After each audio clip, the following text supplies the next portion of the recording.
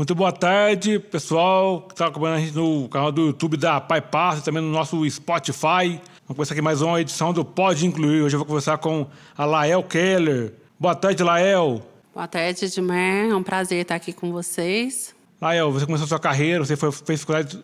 aonde você foi o primeiro curso que você fez? O primeiro curso que eu fiz, Edmar, foi no Colégio Estadual Professora Júlia Kubitschek. Eu fiz o magistério e formei em 1988.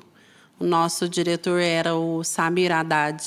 A minha formatura foi com ele. Depois disso, eu fiz Ciências Sociais, a minha primeira formatura, na Faculdade de Filosofia de Passos, e formei em 1994.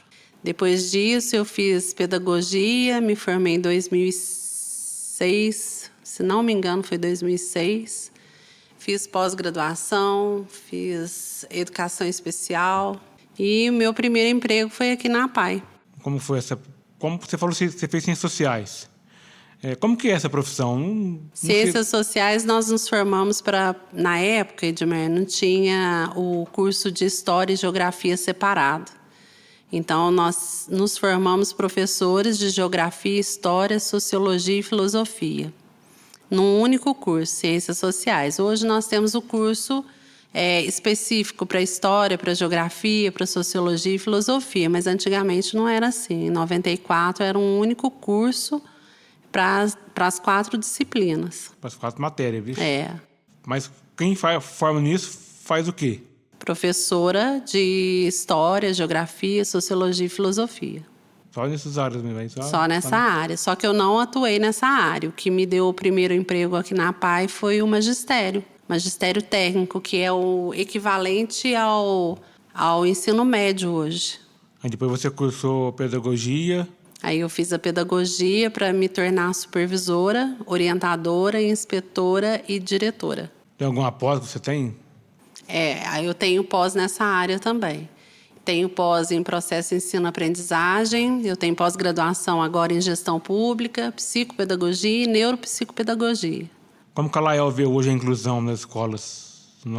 A inclusão hoje é bem melhor do que foi no passado, né, Edmar? Nós vivemos um momento muito difícil em 2005, onde quase ninguém entendia nada dos alunos com deficiência, e existia uma obrigatoriedade do aluno sair de uma escola especial como a APAE e ir para a escola regular, mas sem a condição lá na escola regular de atender esses alunos. Então, em 2005, essa inclusão foi muito difícil.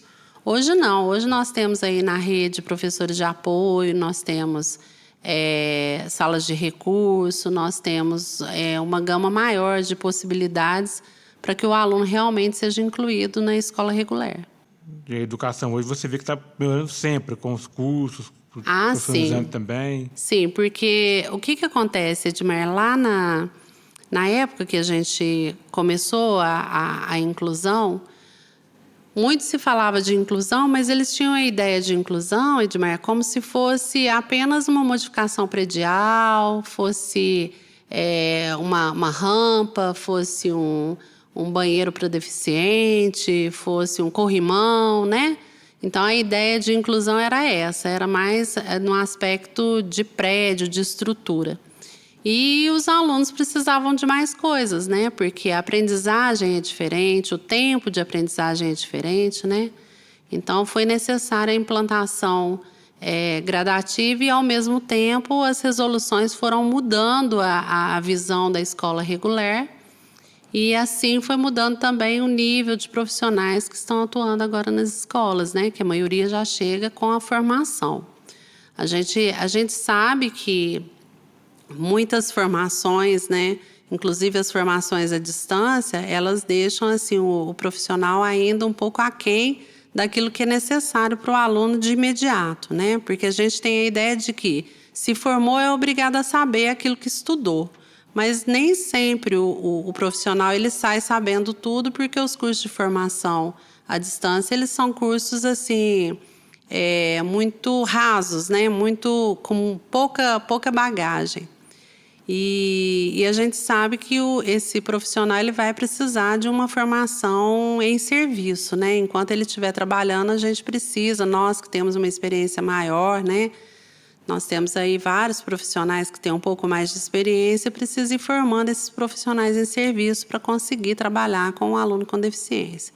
Eu mesmo acho assim, um curso de distância, eu acho ele meio assim, como eu vou dizer, meio vazio, porque como a pessoa vai ter prática depois? É só teoria. Exatamente. É meio difícil a pessoa ter a prática no curso à distância. Exatamente. E aí, isso vem de encontro com aquilo que eu aprendi aqui dentro da APAE quando eu vim trabalhar. Quando eu cheguei para trabalhar na APAE, eu cheguei como estagiária da faculdade. Eu estava fazendo curso de Ciências Sociais e cheguei como estagiária aqui. Eu não era professora já contratada. Então, eu me lembro muito bem que, na época, a Geucira, ela nos preparava meses antes da gente assumir uma sala de aula sozinhos aqui. Né? A gente tinha um preparo. Mesmo o professor que chegava formado aqui, Edmar, naquela época, ele passava por 2, 3 meses de estágio antes de ficar numa sala de aula sozinho. Por quê? Justamente porque a formação lá fora não dava a experiência prática que você falou agora, né? Então, havia essa necessidade, havia essa preocupação. E a gente percebe que essa preocupação vem até hoje, né? Inclusive, hoje, conversando com a Sandra, que é presidente da APAE, a gente trabalha junto no Centro de Atendimento Especializado da Prefeitura.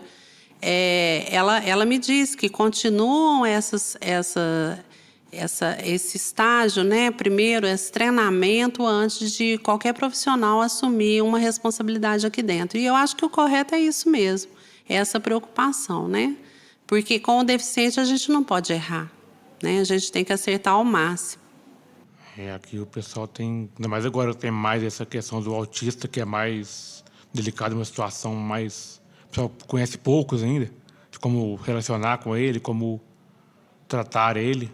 Porque é uma deficiência que, embora fala-se muito, mas poucos conhecem e sabem o manejo correto, né, de atendê-los, né? Então, tem que ter um treinamento mesmo. Lá, a sua passagem sobre a Dependência Regional de Ensino, como é que foi essa passagem? Minha passagem lá foram 4 anos muito bem trabalhados, graças a Deus. Eu tive uma dificuldade muito grande, porque eu assumi em julho de 2019, quando nós chegamos em março de 2020, entrou a pandemia, uma coisa nova para todo mundo, a gente não sabia como que a gente ia direcionar, né, coordenar os trabalhos dentro das escolas, aí foi tudo muito novo. Eu costumava dizer lá em 2020 que era um dia de cada vez, porque a gente não sabia como resolver o problema futuro, a gente sabia resolver o hoje, né? Foi 2020, 2021 de pandemia. Depois o retorno dos alunos para as escolas regulares, trabalho muito intenso também, porque a maioria não sabia se relacionar na escola mais, desaprendeu, né? A se relacionar, a ter esse ritmo da escola. Eu falo que, na época, a nossa secretária Júlia Santana, secretária de Educação, e depois a continuidade com o Igor Alvarenga, os dois também enfrentaram grandes desafios, que era gerenciar essa Minas Gerais grande demais, com muitas diversidades e com o inusitado, né? Porque a pandemia, para nós, era o inusitado, a gente não sabia como ia resolver. Só que a Júlia Santana, na época, teve a brilhante ideia, e eu acho que nós devemos isso a ela, junto, na época, com a Geniana, que era subsecretária de Educação, e hoje ela é secretária adjunta, mas, na época, ela, como subsecretária na área de Educação, né, do pedagógico, ela trabalhou a questão de não distanciar o aluno da escola, mesmo na pandemia. Então, a maneira que a gente conseguiu se fazer presente na época foi através dos trabalhos de PET, né, que enviava para as escolas. O diretor de escola, ele rebolava, ele se virava nos 30 para fazer o material chegar nas casas, né? Quando você foi superintendente de ensino, você recebeu muita demanda de escolas que não queria receber aluno com deficiência? Teve algumas nesse sentido? Muita crítica nesse sentido? Não, eu acho que receber não. Acho que eu não passei por esse problema de não receber. Assim, de... Não, eu tenho, não adaptar. eu tive vários questionamentos e inclusive a gente foi melhorando o trabalho de atendimento do aluno com deficiência na escola regular a respeito da questão da adaptação mesmo, principalmente do autista mais severo, né, que tem uma dificuldade maior de adaptar. Mas, assim, falar que a escola não recebe, eu acho que hoje não tem mais isso, Edmar. Todos os gestores sabem que é obrigação, inclusive legal, receber e, além de receber, dar condição para que ele permaneça na escola, né? Então, eu acho que esse tipo de problema na superintendência a gente não teve, não. Uma dúvida que eu tenho, não sei se tem mais gente que vai ter essa dúvida. Quando é uma escola regular, mas particular, você também atua nessa área também? A superintendência atua na escola particular no sentido de orientação e fiscalização do trabalho. Tá? Eu falei assim mais rápido, eu queria tentar falar um pouco mais devagar, porque eu sou bem... Não, mas deu para entender. Deu para entender. Assim. Eles atuam. Os inspetores é que têm mais contato com as escolas particulares. Então, o que as escolas particulares elas têm que seguir? Elas têm que seguir as orientações do Estado em relação às questões legais, né? Quantitativo de profissionais, formação desses profissionais, espaço adequado, espaço físico adequado, né? Então, essa parte é a superintendência que autoriza o funcionamento das escolas de educação infantil e ela que intermedia também a autorização pelo Conselho Estadual de Educação das escolas de ensino fundamental, né, e médio. Então, assim, sempre passa tudo pela superintendência. No caso da educação infantil, a autorização de funcionamento é diretamente com a Superintendência Regional de Ensino e o fundamental e o ensino médio tem que passar por nós, mas é o Conselho Estadual que publica, né, a autorização de funcionamento. Lael, você tem uma pessoa muito conhecida aqui na cidade de Passos, muita gente te conhece. A Lael, hoje, se fosse para convidar ela para ser candidata a alguma coisa, ela iria? Depende, né, Edmar? A gente depende. A gente fala assim, vereadora, mais ou menos, no plano político. O cargo... Ou também receber função de um cargo comissionado do município, você iria? O cargo comissionado, ele depende... A gente tem que analisar muito a questão do cargo comissionado, né? Hoje em dia, a gente tem que pensar não só em assumir um cargo comissionado, mas saber também quem está dirigindo todo esse... aparato, né? No caso do executivo, porque você assume um cargo comissionado, Edmar, eu não sei se você sabe, por exemplo, uma secretária municipal de educação, assim como uma superintendente, né? Que é um cargo comissionado no estado, né? Não é no município, mas é no estado. Esse cargo que eu assumi era um cargo comissionado do governador Zema. Então, a gente fica respondendo, Edmar, por mais de 20 anos, por tudo aquilo que a gente assina, por tudo aquilo que a gente paga. Eu brinco que hoje, com a experiência que eu adquiri na superintendência, eu penso muito antes de aceitar um cargo desse. Porque eu tenho que estar junto com alguém que eu confio, né? Então, tem que ser um prefeito... e outros colegas secretários que vão fazer a coisa certa.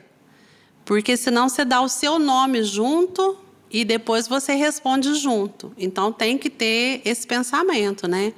Sabe aquela história, diga com quem tu andas que direi quem tu és? Você tem que estar ao lado de pessoas que você confia. Justamente por isso o cargo comissionado ele é de livre nomeação e livre exoneração. Porque tem que ter um vínculo de confiança. Se não houver um vínculo de confiança, fica complicado trabalhar, porque você responde. O meu CPF ele vai ficar vinculado a esse trabalho por muitos e muitos anos, né? Então, se alguém fizer uma coisa errada lá em cima e eu assinar aqui embaixo, eu respondo por isso. Então, a gente tem que pensar muito. Agora, o cargo de vereança, o cargo político, ele é um cargo que depende muito de você mesmo. Eu tô pensando. Quem sabe, né? Mais na frente.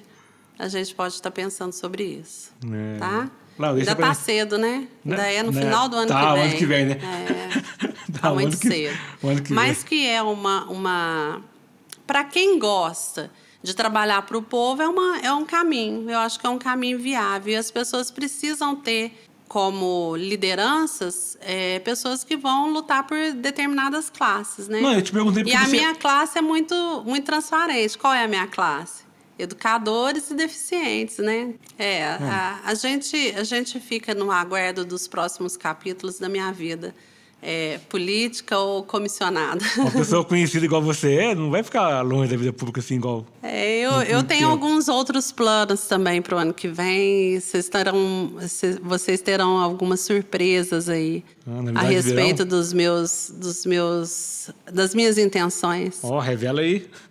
Não, agora eu não posso revelar nada. Vamos dar um Edmar aqui, não, vou deixar todo mundo curioso para depois você me convidar de novo para vir aqui de novo falar sobre isso.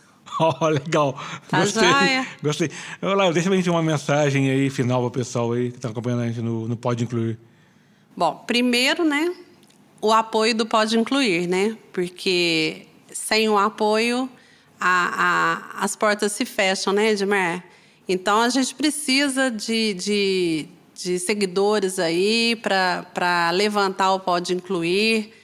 Já tem uma audiência espetacular e nós precisamos de mais audiência. Então, a todos os meus amigos, né, os meus colegas de trabalho, eu peço aí que nos ajude nessa missão, ajudar o Edmar a cumprir essa missão, porque é uma missão muito bonita, né, Edmar? Dar um microfone para quem precisa falar, deixar seu recado, né, fazer a voz de várias pessoas que às vezes não têm voz, né, Edmar? Isso é muito importante. Agora, eu desejo, Edmar, que esse final de ano, né, que a gente possa fazer uma reflexão sobre tudo aquilo que a gente já viveu, né, e a gente tem aí, eu vou entrar numa outra área que a gente não falou aqui, mas aí nós tivemos aí a vivência de uma guerra, né, de algumas notícias tristes que a gente viveu por aí no mundo inteiro. E eu acho que nós estamos precisando de mais união, né? De mais solidariedade, de mais amor, né?